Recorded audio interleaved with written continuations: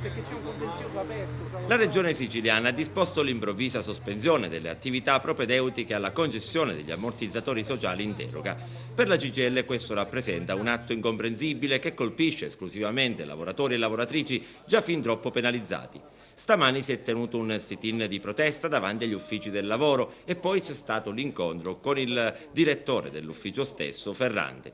Oggi non poteva la dottoressa Ferrante darci nessuna promessa né farci nessuna, anzi ci ha rappresentato il quadro per quello che è ed è il quadro che noi sapevamo.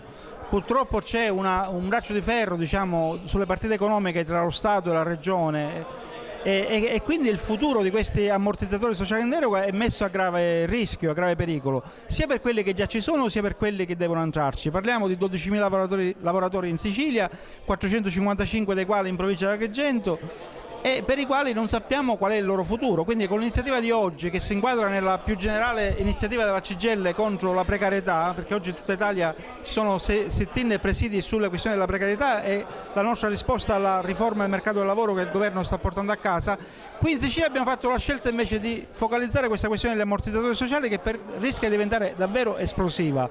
Ripeto, 12.000 lavoratori non sanno che futuro avranno e quelli che stavano per entrare in questo circuito sono stati stoppati dalla Regione. Quindi con il presidio di oggi vogliamo intanto superare questo blocco e chiedere verità, un'operazione di verità sul futuro di questi lavoratori. E domani altra giornata di protesta, stavolta in piazza scenderanno i precari.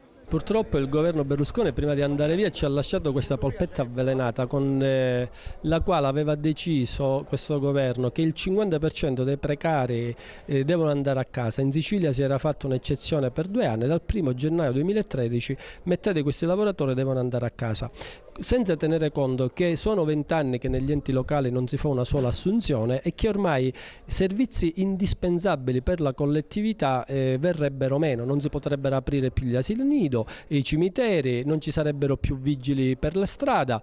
Questo è il primo dramma per la collettività siciliana. Naturalmente il dramma anche di 22.000 famiglie che non avranno l'unico reddito molto spesso che gli consente di vivere. Ecco perché domani 1 migliaio di lavoratori precari scenderanno in piazza, saremo davanti alla prefettura alla quale informeremo delle nostre ragioni con l'augurio che il governo Monti metta una pezza a questa situazione. Ci sarà uno sciopero in tutta la Sicilia, nelle 9 prefetture siciliane.